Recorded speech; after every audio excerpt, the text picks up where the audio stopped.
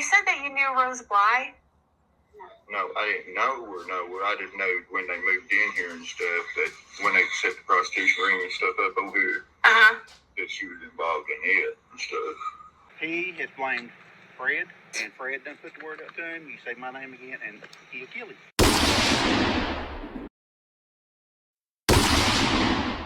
If this case wasn't so tragic, this video would be hilarious.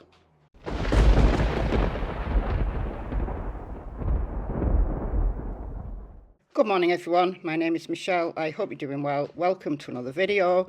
It's Friday morning, and while we watch Don Wells walk around the yard of 110 Ben Hill Road, let's talk about episode 5 of the June 15th series. Today we're going to talk about what the cousins Fred Hill and Andy Bernard have said about their involvement in June 15th, 2021, the day that Summer Wells got gone. So, Fred Hill and Andy Bernard are first cousins once removed.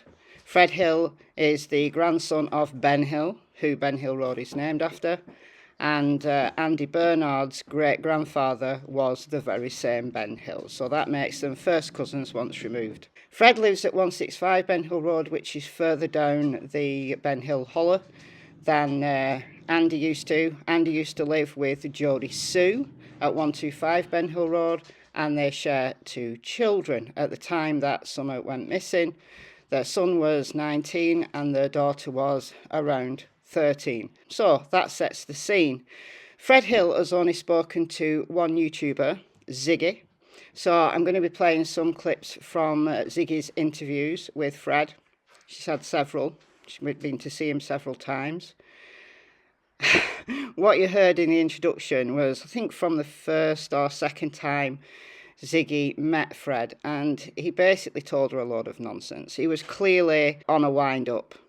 I maintain that Jodie Sue put him up to that, because it was the time when Jodie Sue knew that Ziggy was in town. Ziggy wanted to meet up with Jodie Sue. Jodie Sue gave her the runaround. I'm convinced that I think Fred just gave the runaround. It was the time of the Bones fiasco, if anybody remembers that. But yeah, the thing about Rose Bly was just nonsense. But we can't discard everything that Fred has said. There could be truth in there. And Fred has spoken about Andy, where Andy was, and claiming that he saw Andy on the afternoon of June 15th. Listen to what Fred said. Andy come in about 3, or between 3 and 3:30, somewhere around there. And I had to pull out the road to let him by. But see, that truck, I had to pull out the road up here when I loaded one, when that truck went in. And then it come back out, and he said up there, that where Locko is in the road. Instead of coming on down here and just, I pulled over there and stuff, and he just kept sitting. So I backed up and went down here and turned at this steep curve and went on down to 167 to load that other vehicle. And that truck didn't come out for a long time. I wasn't thinking about it at that time, you see. But Andy, he come in that little silver car. Fred was a busy boy on June 15th. He scraps cars and does things with cars. He's got tons of cars on his property, so he was in and out with cars. He also saw Don in the morning. Listen. No, you know for sure that he was home that day Summer went missing on June 15th. Yeah, I see. What time do you know? He was early that morning, about 8, 9 o'clock. And he came down here, or you were down there? I was just going out and I seen him. And the boys were with him? Yeah. Did you see him, coming out of the driveway? Yeah, he was going in, actually. Oh, wow. So let's get this straight. Fred saw Don with the boys in the early AM, between 8 and 9 o'clock, going in. So what time did he go to work? It must have been later. But there's always that question, was Don at work? Now, he says that he's got 7 alibis and, Candy says none, and his good buddy Starlink. So we've got to assume that law enforcement did place him in Jonesboro.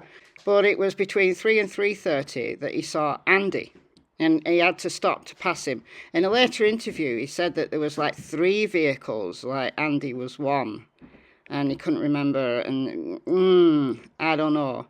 But we know that if the milk jugs photo and accidental video was indeed that day, and we've no reason to believe it wasn't, and if it's correct what Candice told the channel Unmasked, that was taken at 3:09, then we know that they must have got home around 3:20ish, 3:30 at the very latest. So it would have been around the time when Candice, Summer and Grandma got home, that very time. But Andy disagrees. Andy says that Fred is mixed up on the days. Listen to what Andy said about this very thing. This is in conversation with Benny Keys and Tiffany Marie. Fred told the PIs he saw you, that he passed you on the road. Is that true? That day on the 15th? Do you remember or no? I don't remember seeing him that day. Okay. I remember talking to him maybe later on that night or the next day or something. I don't really remember when it was. And that was either a day after or a day or two before. I'm pretty sure it was before Summer went missing. We came in Can you about... just repeat that, Andy, because you cut out? Sorry. You cut out for a second. Just what you just said. Your sound was real good, but then it changed just a little bit. I'm pretty sure he's got some days mixed up, because the day that he had to get by me and go in the holler was, I'm pretty sure, a day or two or a few days before Summer went missing. I can't remember when that was. Me and him actually, I yelled some shit at him. And it's interesting that Fred told the PIs that he was convinced that he saw Andy on the 15th of June, not the days before, as Andy stated. So Fred hasn't just told Ziggy, this story to put out on YouTube. He's actually told the PIs. Never got to the bottom of whether it was true that Fred wore a wire to try and catch Don Wells out. That was another story that came out. But Andy's convinced that it was the days before, probably the day before. Now, Andy did come home early on the 14th because of Jackie Dobbs, that Jackie Dobbs was there. And they had a right Barney with him. And then on the evening of the 14th, they went looking for him after he'd left, when they wouldn't let him on his own land and they called the law on him, that day. So Andy was around earlier on June 14th. So I'm wondering whether Fred has just got his days mixed up and it's a genuine mistake and Andy wasn't there on June 15th. Apparently, it has been confirmed that Andy was at work. Let's look now at a handy-dandy timeline that I've put together that will help us navigate through all of these different conversations. All right, so this is a handy-dandy timeline. So we've got the time in 15-minute intervals here between 2 p.m. and 7 p.m. We've got what Jodie Sue said, the majority of which we talked about yesterday, but there's a few additions in that, what Fred said and what Andy has said. Okay, so we'll start. It's around 2:14, and Jodie Sue told Andy by text message that she thought she heard a noise. Interestingly, she didn't text him between 4:30 and 4:42, or when she heard a door slam or the red flash going up Candice's driveway. So why she told him at 2:14 she heard a noise and not these, who knows? Sort of understanding now we're on your way to the house with no knowledge. So I guess what my question, the underlying question or the piggyback question is were there any phone calls between you and anybody on the hill on your way home? I'm wrong. So you were alerted to a loud noise, but then not alerted to a scream, and then also not alerted to the idea that the child was missing. People on the hill knew, but nobody told you. Does that seem about right? yeah, seems about right. As we know, Candice, Summer and Grandma arrived home around 3:20ish. So we've got Jodie Sue's flash and so on, and the scream that we talked about yesterday. Between 3 and 3:30, Fred said he saw Andy and 2 other cars on Ben Hill Road, As we've just heard, Andy denies this, says it's possibly the days before, and that actually does make more sense. Now, the other important thing that Fred said was that a friend of Fred's, Fred had left at this point, he'd left the holler at this point, doing things with scrap cars, and a friend told him that Candice was on his driveway. Listen to this. She was spotted in my driveway, walking off my driveway before 911 call was made. Summer was? Candace was. So she did drive up the holler, or did she She walk? walked. She walked. She was walking from here. They said she walked off the driveway and walked straight down the holler. Okay. That's for the 911 call. But that's before she even called 911. She walked down here. You don't remember what time that was? It was after 3. I think it was probably about 4:30 when it goes up. Wow. She didn't call. Because where I held cars, if I wasn't there before 4 o'clock, they wouldn't take them. And that was about 3:30 when I got loaded. That's when Andy come in around that time. I was loading it. Then we left and just went on to the store one. It's about 4:30. Because So you think Summer went missing around 4:30 was the time that she came over? it's some between. Because she didn't call till 6:30. I left here at like 4:30, and then when I come back in, they done had the holler shut down. Interesting. But back to the timeline. So something that I forgot to mention yesterday, it was a later addition to Jodie Sue's timeline, is that around 5:30ish, she's not sure what time, but around 5:30ish, she heard possibly the Suburban, which is the green vehicle that the Wells have, going up Candice's drive. She knew it was like a heavy vehicle. It could have been Grandma's truck, but her initial statement was that it was the Suburban. So what was Candice doing if what Fred's friend said, very much hearsay, said was true? Candice was on the driveway. Was she already looking for Summer at 4:30? Now, that would be sensible, because we know that Candice told an anonymous person that at the time of the scream she was in the house looking for Summer, and that's why she didn't hear the scream. Played that clip numerous times now. But could it be that she left the hill? She left the hill twice. She left the hill just after 6, which we'll get to, but she'd left before that looking for Summer. She knew Summer had been missing far longer. I don't know. Or did she leave the hill for some other reason? And while she was away, something unfortunate happened to Summer that had to be covered up. We have to ask that question. Just after 6 o'clock, Jodie Sue heard Candice and the boys, but not Grandma, shouting for Summer.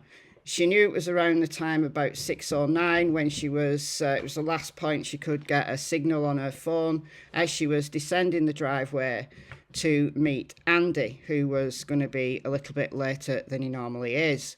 So that was 6:09. So it would have been maybe a few minutes later, maybe 6:15ish. She was already looking for Summer on Ben Hill Road. She'd gone down to the tile, the little tunnel. She'd had a look in the creek. She heard Candice coming down the driveway and Don speaking on speakerphone. She'd also heard Candice say to the boys, "What have you done? What have you done?" This was when she was still on the hill. And the eldest boy said, "Nothing, Mama, nothing, I swear," which is just tragic, just tragic. But Candice drove off and she went looking here, there and everywhere. She's told that story a few times. She went down to the church. She went up and down the Ben Hill Holler. She was out and about. And according to Andy, when he got home, which we'll talk about in a second, Candice was sitting near the stop sign at the entrance of Ben Hill Road. Grandma was still on the property and the boys were searching down by the creek. But in that kind of period between Candice leaving, the 911 calls were just before 6:30, 6:23, 6:26. Jodie Sue was searching the creek area. She speaks to the boys.